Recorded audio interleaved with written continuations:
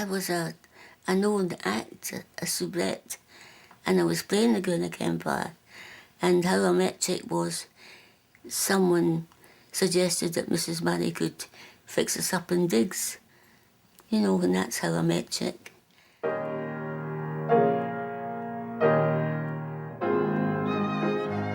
His mother suggested that we went to her sister's, Chic's aunt's in Dundee, to go there for our honeymoon.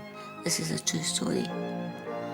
And we're going to a wee button ben, and she's got one of these hole-in-the-wall beds, you know, and I cried, like, get ready and go to my bed. I'm in my bed, and Chic is sitting at the organ playing In the Mood.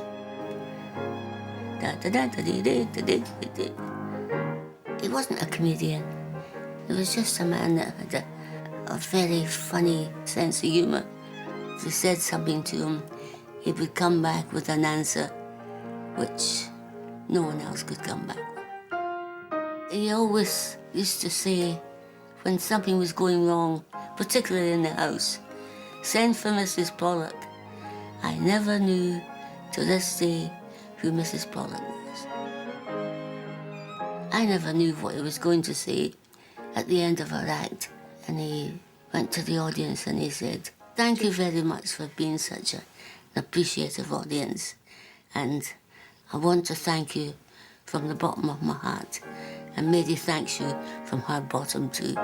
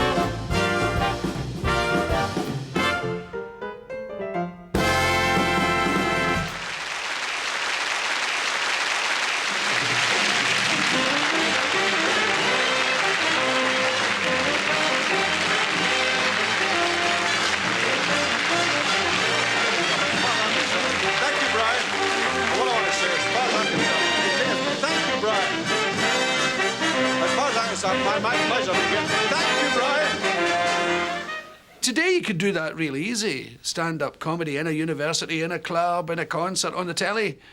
But he was doing it at the end of the pier, in Skegness, at Glasgow Alhambra, to people in wet raincoats. You know, this is what makes him so unbelievably special, was his courage. Half of that would do me, you know that. It took him some time for people to get onto his wavelength, because he was unique. He was a one-off. I mean, didn't he just break the mold when he came along? They shattered it into a million pieces, you know. What are you after, a knighthood? Without him, programmes, particularly like Rabsines, but would never have seen the light of day. You know, there is a direct line from Chic Murray through Billy Connolly to what Ian Pattison and various other writers on the scene are doing, your alternative comics from Scotland as well, you know, your Bruce Mortons and people like that, heavily influenced by the great man himself. You must wonder why this Eiffel Tower's in my whistle and flute. Well, the main reason is I was at a wedding. That's the real reason, in case you thought it was thrown by some careless maiden in Stirling. So I went to the wedding, a nice wedding in Blackpool. Nice wedding, it was just the usual type of wedding, a man and a woman getting married, that was all. Well, that was all that was in it, as far as I could see. 8 times married, I didn't know that, but the fellow sat beside me, he knew it. 8 times married, he said, in a whisper that carried all over the church. And then I realised it myself as soon as I heard the organist. He didn't play Here Comes the Bride, he played Here We Are Again.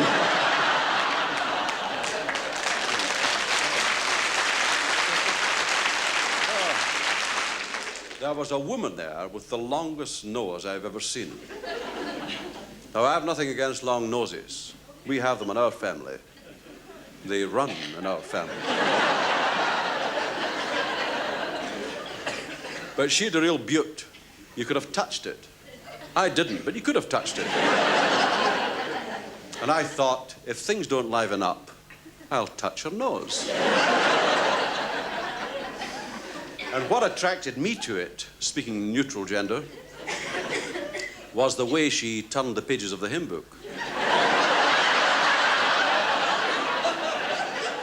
And this woman with the long nose was seated opposite me, and I was trying to ignore her without being rude, because it's so easy to be rude. But I was fascinated by her nose and what she could do with it. I watched her pick a bun up from the floor.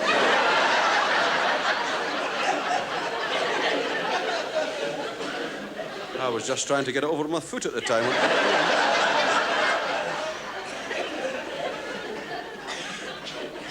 And then it all happened. I said, and our eyes met, and I didn't know what to do, so I nodded. I said, hello. And she nodded back and cut the cake. Of course, the bride was in tears, you know. So was the cake. And suddenly, she raised her head and her nose, and she was sniffing above.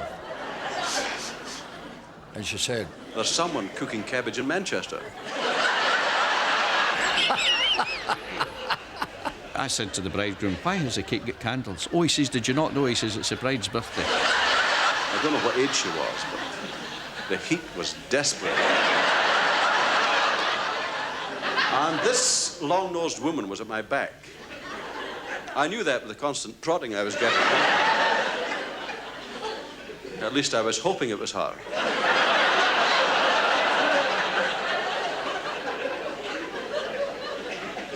And then she slipped. And as she fell face downwards. And as straight as a die, she made straight for the tram line. And her nose lodged in the aperture of the line. So we took a chance and a few of us bent down. And we tugged and pulled, and we couldn't dislodge her nose. So we ended up by picking it up by the legs.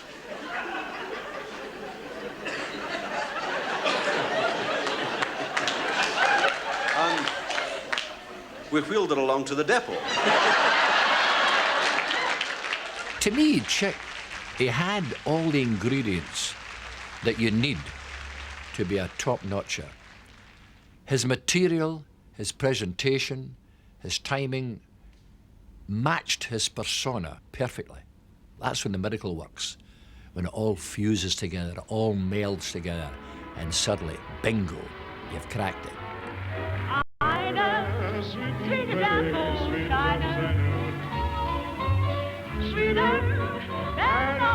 Chic came from Greenock and me from Edinburgh. I was going to Greenock to do a season there at the Empire Theatre. And as one journalist said, when I met Chic and we got married, I took him in out of the rain.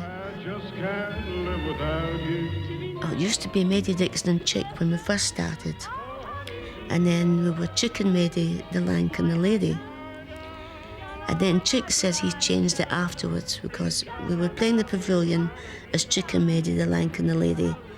And we came out the stage door after the performances one night, and there's usually a wee crowd around looking for autographs. So one woman pointed to me and she said, oh, there's Chic, being as I'm small, you see. And somebody says, oh, that must be Big Maidie. So Chic says he changes to Chic Murray and Maidie after that. Maidie was a star. Before him, she was very, very famous in variety theatre. And then he joined her, and it was the tall drawl with a small doll was the thing. She would play the accordion and sing, and he would... he would stand with this... He was like a mountain behind her, because he was a funny shape chick. He had a wee bum and wee legs and a huge torso. He would stand behind her with this bonnet and a kind of sky blue suit, a big Robert Mitchum kind of suit. And he was a brilliant yodeler. He would yodel like nobody, and he was very proud of his yodeling.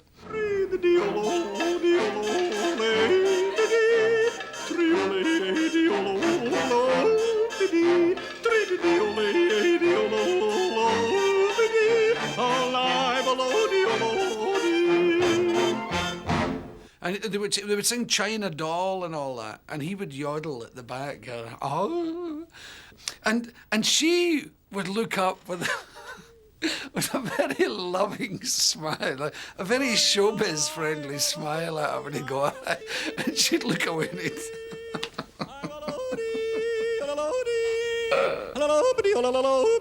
I haven't taken a breath yet, do you know that? I don't know how I live, but when I do, I live good. Then, of course, he would do some patter, and he would do more patter. And the patter got so funny that eventually it kind of took over. I went to the dentist. He said, that's a huge cavity you've got, a huge cavity. Oh, I said, don't repeat it. He said, I'm not, it's the echo. Long ago, the comedian used to wear baggy suits or baggy trousers or something. So Chic worked in either a lounge suit or a dinner suit. So I suggested, just to give him a wee bit of feeling funny, to wear a bonnet. Because who wears a bonnet in a dinner suit? So that's how the bonnet came, and he had loads and loads of bonnets. This fellow approached me, and he stopped. So I stopped, just to let him see I could do it.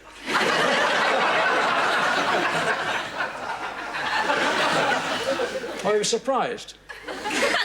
He didn't say that he was surprised, but I knew he was surprised. I could see by his eyes, you know. You know, he found someone as good as him.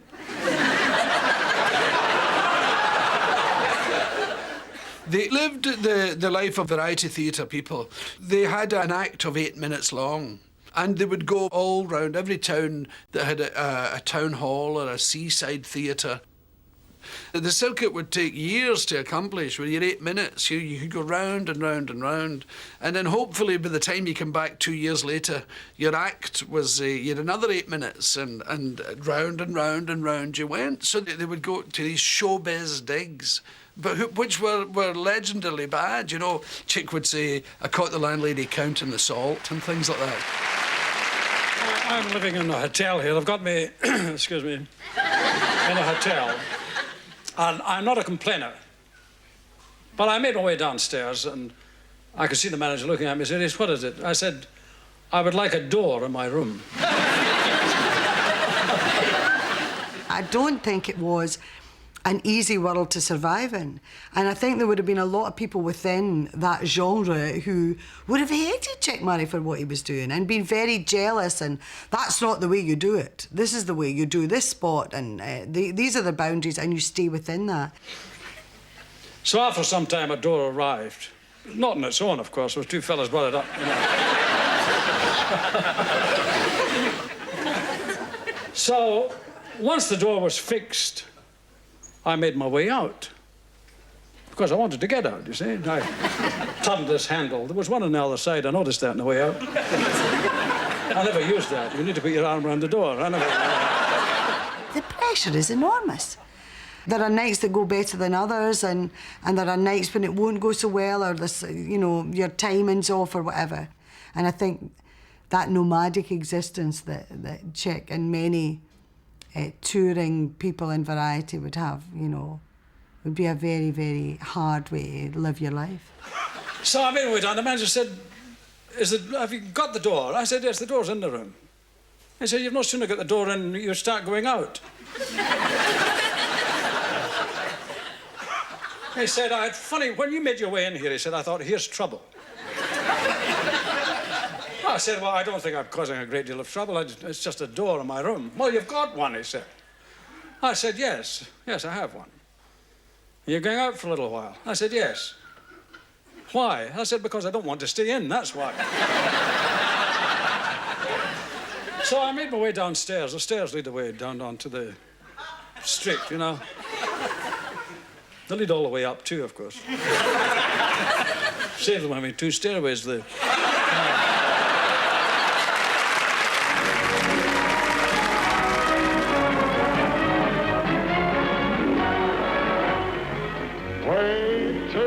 Sun shines, Nellie.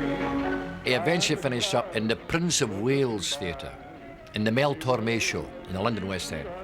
And they were the toast of the town in London. I mean, all the English comics knew about him, but the public in London, they didn't know about Chic Murray. I always remember reading about Harold Hobson, he was a man who wrote very intellectually in the Sunday Times, you know. And he said, I liked the Scottish comedian's description of the process of getting up in the morning. It was Proustian in its detail and Beckettish in its innumerable qualifications. Well, you can imagine. The story goes that Big Ian Cuthbertson phoned Chic, and he says, Chic, have you read the Sunday Times? Chic says, yes. How about that, he'd say. Chic says, oh, yes, all very well, but did he enjoy the show? I got up this morning. I like to get up in the morning. It gives them the rest of the day to myself. And he was invited with Maidie to appear in the Royal Command performance. And that was a big number in those days, much, much bigger number than it is nowadays. And the day before the Royal Command performance, the Suez Crisis. Martial law comes to Egypt in the wake of bloody riots that turn the land of the pharaohs into a flaming trouble spot. Ismailia becomes the storm center in the Suez Canal zone. British troops remain on a 24-hour alert. Everything was going fine.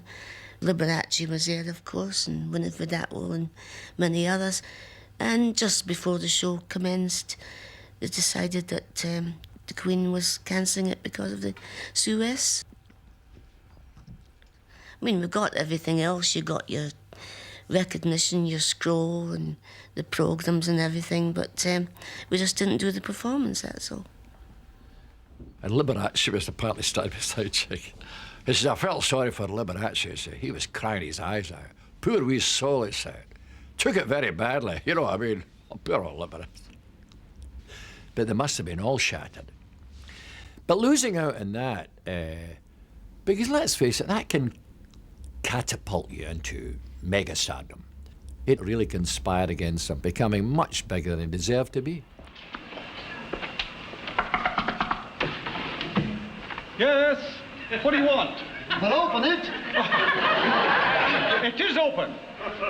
Can you stand in a box, sir? Oh, I've got it. Thank you. I've got it. Don't worry. Now what's happened? I'm still here. Hello? Hello. Hello? Oh, dear. Oh. Yes, where are you? Yes. I'm sorry. Oh. Now. Do you want me? Yes. Yes. I want a ticket on the 10:15. Oh, 10, that's next window. Yeah. Oh.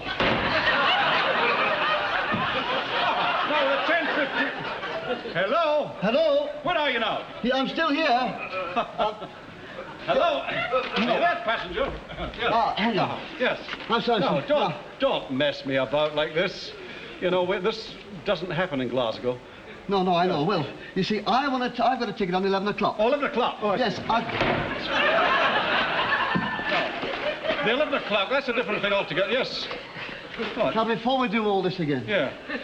can you tell me, why do you keep changing windows? Because behind every window is a different issue of tickets, taking you to various destinations all over the country to put you on the right track. But I'm the only one here, as you can see, and it's me that's at every window, as probably you've noticed. Yes. And it's pandemonium. But on Sundays, we are fully manned, fully staffed, and we've also substitutes for every one of the windows. Yes. Yes. Sunday's a quiet day. Yes, but it's double time. Well, look, you see, the point is this. I have a ticket on the 11 o'clock, which I want to change to the 10:15 with a sleeper. Oh, a sleeper. Oh. Well, a sleeper's a different... Where are you? Hello? As a group of us meet every Tuesday now, it used to be Wednesday, every Wednesday night, for spaghetti. The priests have a glass of wine and have a right good laugh. And Chic loved this. Every time he came back to Glasgow from wherever he'd been, he would phone up and say, is the spaghetti on? Good evening. I stopped one night, he says, in Byers Road on our way to the spag night, to the spaghetti night, and Chic went into the shop. He says, he shouted back, Joe, I'm getting some Valipoli. I wondered what this was. I thought he was going in for wine. But that was the way he get his tongue round Valpolicella. No cheese, but I'll have for sweet the Gallic. Lactoburico, exactly. No, I'll just have ice cream. It's a little difficult for you. Yes, I'll just have the ice cream. Thanks very much. Yeah. Chic bought an hotel in Edinburgh while he was still married to Maidie. In actual fact, he remained married to Maidie. They got divorced, but they never, like, separated. They stayed very, very close, and she remained an incredible, integral part of his life. When I did ask my wife to marry me, she was so excited she nearly fell out of the bed. I took over doing the business when we took over the small hotel, and he went away on his own, and he had a flat in Glasgow, but he still came home and we still communicated, you know. Hey, Dad! Is the place half heavy? Of course it is, son. It's full of bricks, isn't it? Yeah, but I don't understand why. Because we're going to do the hotels, aren't we? Yeah.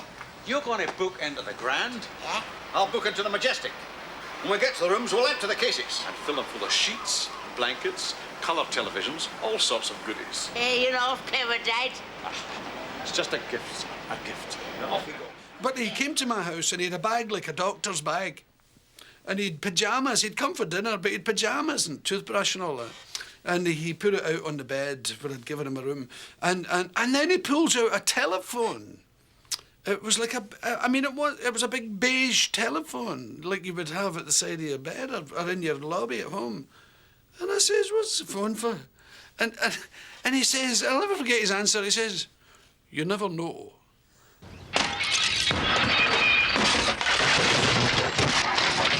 But he didn't illustrate any further.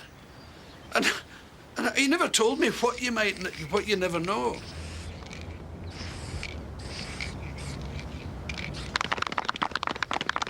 Yet another tour de force by Charles Murray. I didn't think much about it until somebody told me they were at his house in Edinburgh and they went into the bathroom for a pee or whatever. And they noticed there was a shower at either end of the bath. He had 2 showers. And they'd come out and said, well, why have you got 2 showers? And he said, you never know.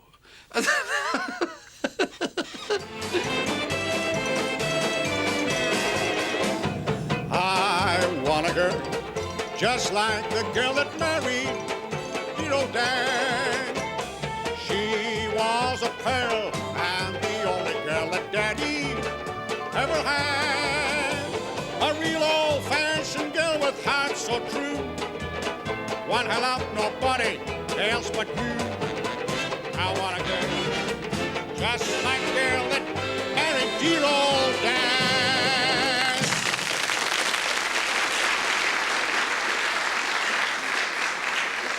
Well, ladies and gentlemen, as you know, I come from a show business family. My mother started out in that wonderful musical in New York, The Telephone Directory. Yes, sir, there were some great numbers in that. And then she went on a bit. She went and joined the circus world. She was the first lady to be shot out of a cannon. She thought it a quick way to become a star. She met Father after that. I'm glad to say it was a proud moment for me.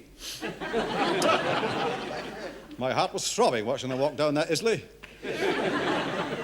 Oh, he was a very eminent man. He was a professor in America. He was one of the key men at Yale University. And then we came back to Britain, and Father went into show business too. He's still in the Golden Mile at Blackpool with that Find the Lady, now you see it, now you don't. Oh, he's a cunning old character. And Mum, she's still in show business too. She's touring the Highlands with that all in kilts and parade, my isn't it drafty concert party.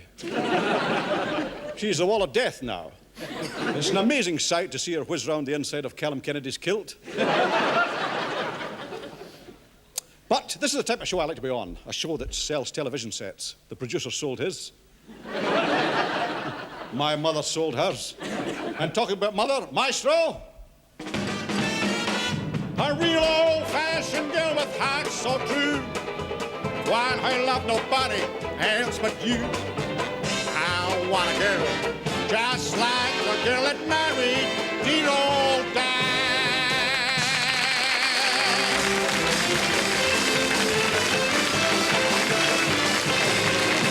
What you respond to in Chic Murray is he's a genius. He's extremely funny, but he's damaged. He's flawed.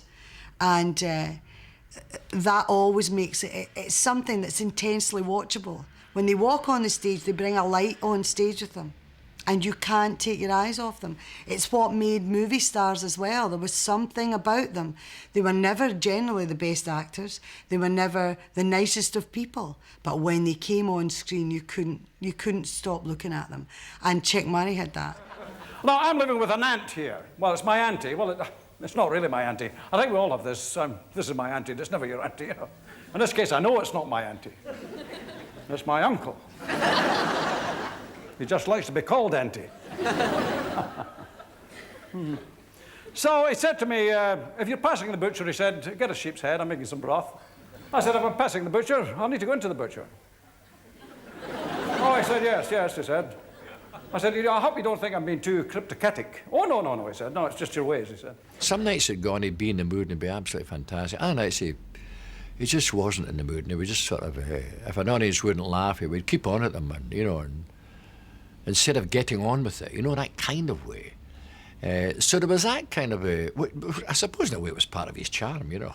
Just then I felt pain, you know, and I thought, oh-ho. Was it oh-ho? No, it wasn't oh-ho. You'd have forgotten now, you know, it would happen on the television. Oh-ho. Oh, dear. And I think he did pull his audience at times kicking and screaming with him and wait for them and say, this is funny. It might not occur to you right at this moment, but this is funny. You know, all that stuff. And I went straight to the doctor, the nearest doctor I could see, and I made my way into the waiting room. I mean, you've got to know a doctor fairly well to force yourself into a surgery. And this fellow came in, a stranger to me. And though there was ample room in the waiting room, he chose to sit beside me. I realised that as soon as he ensconced himself, you know. And he was in very close proximity. I thought I felt a nudge. I wasn't too sure, but I was... Then he started speaking to me about this and that, of which I know very little. He said, what do you think of this? Oh, I said, I don't think much of that. And I thought, if he comes out with a bag of toffees, I'm off.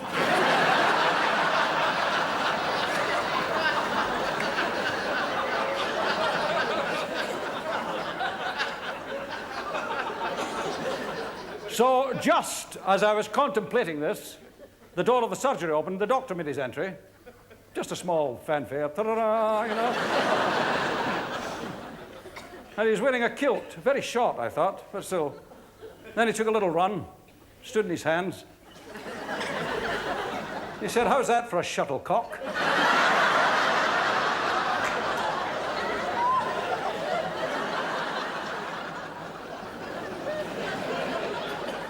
He said, strip. Strip. I said, don't you think you should take me out a couple of times first?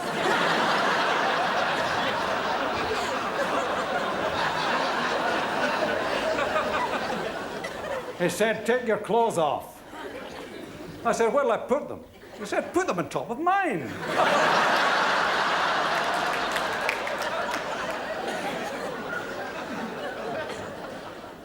He said, let me see you walk. He said, we doctors, you don't mind a piece of French, do you? Come in. I said, no. He said, well, we doctors, he said, we can tell a lot from a walk. You turn well. I had to turn. I was up against the wall. Excellent, he said. I knew he was pleased the way he patted me. Well done, he said. He missed me the second time. I shot my step. He said, I hope you don't mind. Oh, I said, feel free. He said, it's an excellent walk. Have you been practicing? I said, no. There's only one thing, he said. You're swaying a little. It's not unseemly. I quite like it, he said. He said, have you been drinking any of that pansy wine? I said, no, I have not. Maybe something you ate. I said, well, perhaps, doctor. He said, yesterday, for example. I said, well, I had some roast peasant. Oh, I said, that shouldn't... Oh, he said, I'm a doctor of medicine. I'm not a teacher of elocution, but it's not been a peasant. Probably a partridge. Oh, no.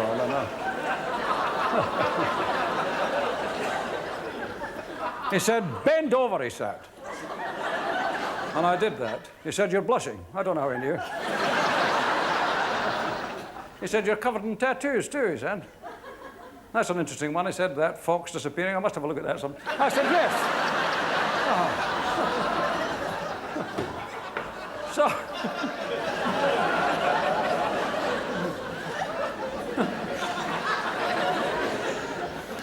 So I bent over, and I had positioned myself badly. Because the door burst open. I never thought of a doorknob like, oh. I thought it was there for keeps. So I had a quick look between my legs, just to see who it was. A fellow there like Garth. I straightened up quickly. I said, doctor. He said, don't call me doctor. I feel as if I know you, he said. From now on, he said, it's first names. Call me Lance. I said, well, Lance, could you write me out a recipe? Now, make for the nearest... he said, go make to the chemist with that. I said, all right, thank you. So I made to the nearest chemist, and the fellow said, yes. I said, there's the apothecary. Is he in? Oh, I said, we don't have one of these. I said, what about the pharmacist? No, I said, it's just me, the chemist. Just at that moment, a woman came in with a rush. She put the rush in a chair. Nice little thing it was. I changed my stance, you know. Hello. I said, oh, hello. I said, are you all right? Yes, thank you. So, see what you're getting? Oh, well, never mind. Yes. So he said to the woman, what is it? She said, it's my ulcer. Oh, he said, there's no need to call me sir.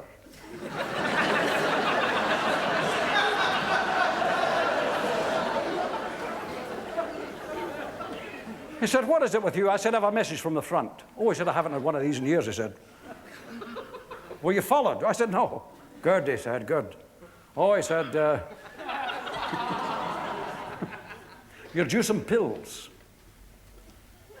He said, well, I put them in a box. I said, well, it'll save me rolling them all the way home. Well, that's your cue whenever you want to. Yeah.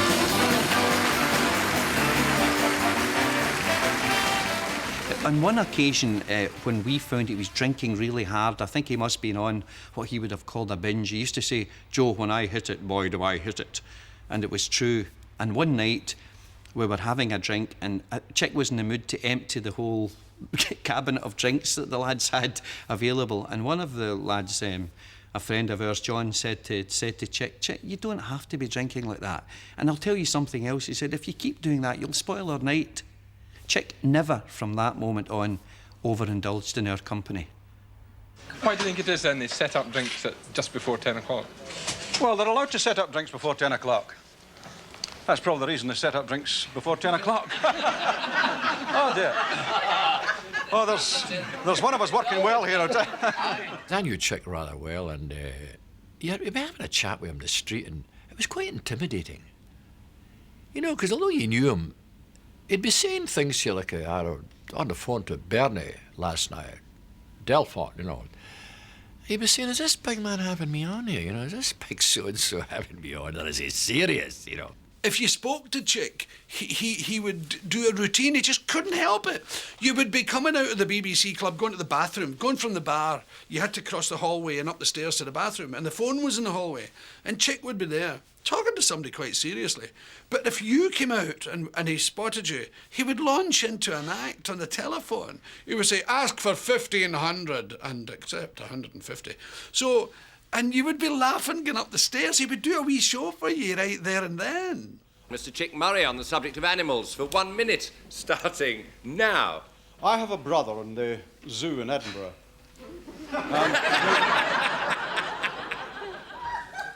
He's a keeper. You can tell that with the ring on his finger.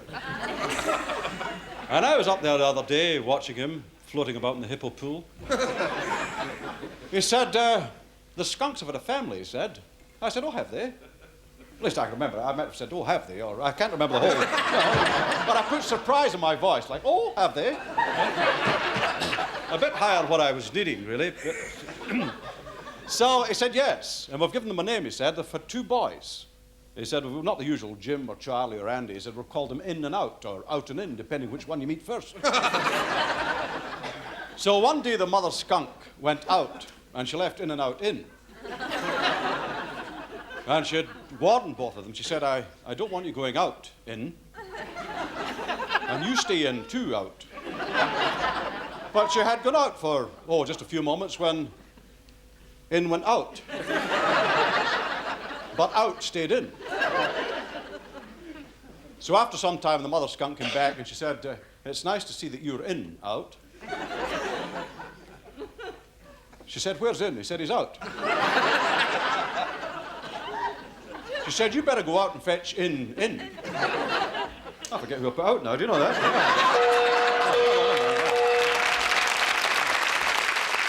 There's an American agent had seen him and loved him, absolutely adored him, and wanted to do big things with him, take him over to America, possibly put him in films, because if you saw him in Gregory's Girl, he was very good in Gregory's Girl. I mean, everybody loved him. Barry Norman wrote a marvellous piece about him, you know, Gregory's Girl.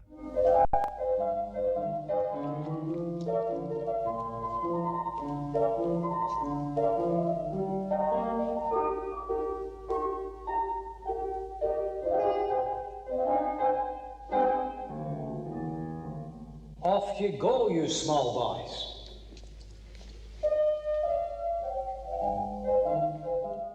And this agent went back to America, and sadly was killed in a car crash a fortnight later. So between losing out in the Royal Command performance and losing out in this guy who was taken to America, it must have been a real blow to Chic. And I think latterly he must have looked back now and thought, oh God, you know, why? Why did it happen, you know? He loved America. He had gone there and come back. I think it was Maidie's idea that they come back, but he wanted it. And I, in my heart, believe he would have been a world superstar if he had stayed there. He said, we were flying around, you know, been Beckelstorm, we Inverness, all around, you know. He said, we're on the plane this day, he said, about to take off. And this American sat beside Chic. And he wasn't too happy at all. He was quite irate. He says, Bonnie Scotland, whoever told me about Bonnie Scotland, they give me a bum steer. What is this? What a Jesus, he says. I want to tell you, he says, what a dump, he says. Nothing works, he says. Nobody seems to care. The service is dreadful, he says. That nothing runs on time.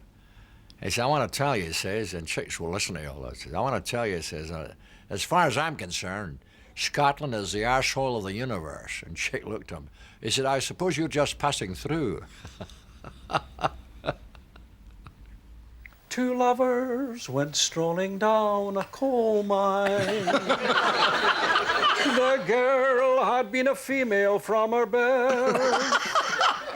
Give me back the ring I never gave you, for this has been your second time on earth.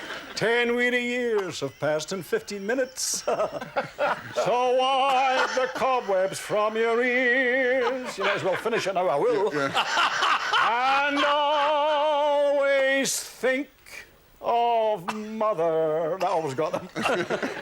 And the Dublin fears around. I think what he does, or what the legend is, or the gift that he's left, if you like, is that it's about courage. It's about daring to be different and daring to push at boundaries, but also to be true to who you are. A fellow walked into a chemist. I beg your pardon, he walked into a chemist's shop and he said to the chemist, who was in the shop at the time serving, he said, look, he said, I would like a bar of green soap. The chemist said, I've only got a bar of yellow soap. He said, that's all right, I've got my bike outside.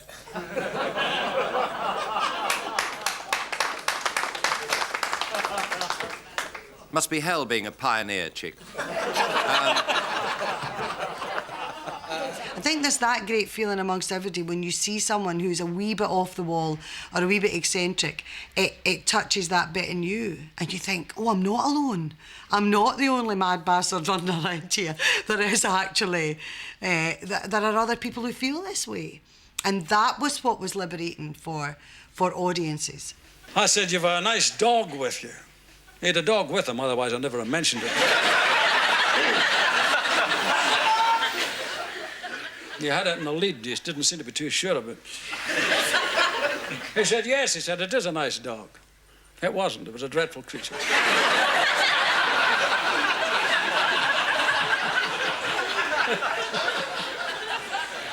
It wasn't trained properly. You just had to stand there and hope for the best. I always think if they can teach them to beg, they can surely teach them to look up and see if you're lit.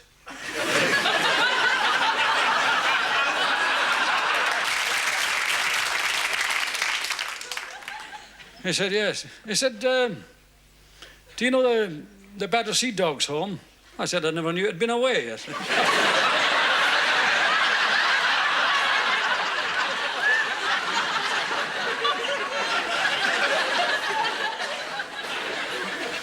So he said, this dog, he said, this may interest you, he said, it can talk. He said, speak. Speak! I don't know what's come over it. He said, it would happen. And I'll give it a touch of the hobnails. He said, that livens it up. He said. So I had a quick look round and he said, speak. The dog said, what will I say?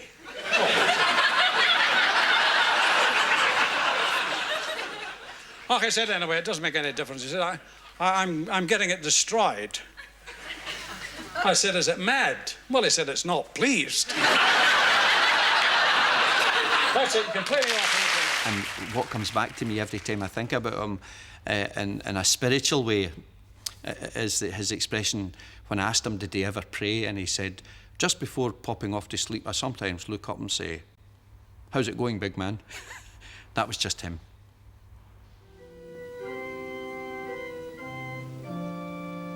One thing Chic never wanted to do was die. He's a real liver of life. It was a very unusual funeral for us to go to as priests in the crematorium in Edinburgh.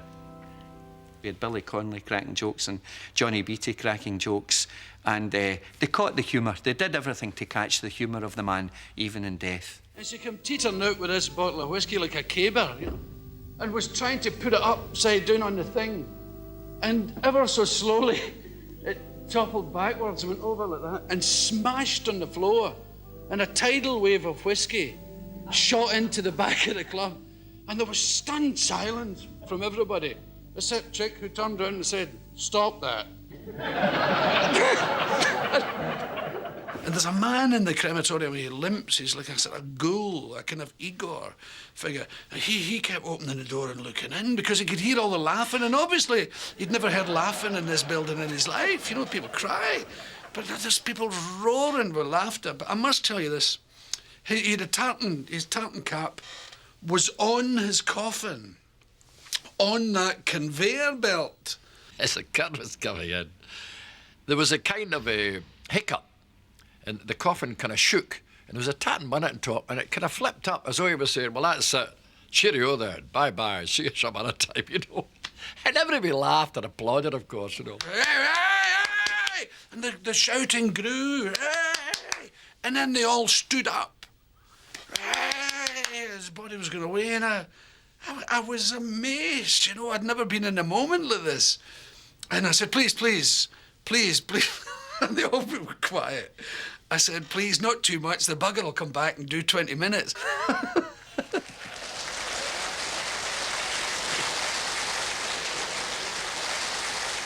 It's a very unusual night for me. There is in the audience a Miss Ogilvy from Ayr. And when I went to school down there, she was the finest elocution teacher as far as we could see, and also in Old Lowlandy, which is, of course, Lowland Scots dialect. And I'd like to pay tribute to her tonight, and I don't know whether I can remember the whole poem, Miss Ogilvy, but it's a pleasure to see you in the audience and to perhaps meet you later on. So here we have, if I can remember it correctly, it's the Gricket Ding by the old Gley Blick. Ye dee when eggs and slagget's dog and loo that flag when it gets big. O Greg and slag when it gets do will rise awa the Glegget. O grab it grun when it gets big and loo the steak when it gets dick. O grab it nick a bag, aye, and slew the flag and nick. Ye dee... Oh, if you're going to snigger, I know it's such a big lot. I mean, it's difficult enough to remember the words of the... Ye dee when lags and licket's head and wallachoo. Oh, hoo, what was that? Hoo-hoo, hoo-hoo. Ah, licket's dig when nicket dick. Hoo-hoo. Oh, lads and eh, oh, fluck the nicket. I think I made a mistake there. Do you know that? Wait a minute. No, it's a Welsh that did this. Oh, so you do when there's a nicket's leg, I want a flag when nicket's back. Oh, grab a nicket, dick that blag when nicket's do when nicket's day. Oh, grab and guns and nicket bag and loo that flick when nicket day. Oh, grab a grinnick, nick that dick and slug it, nicket do. When nicket's blag and laugh and nicket day. Oh, Gregor like, I know, it's second day. Oh, well, it's day when nicket's lag. Oh, flick the nicket. Oh, I'm right enough, I'm right enough. Ah, I'm right. I'm right enough. Day. Oh.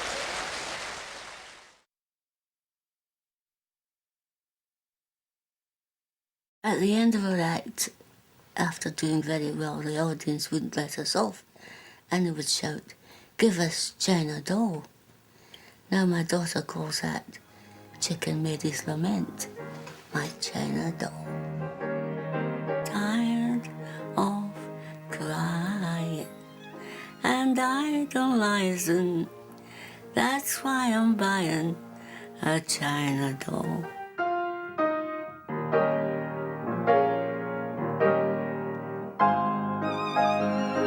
One night, we'd finished our act and we'd done very well. So he went forward to thank the audience.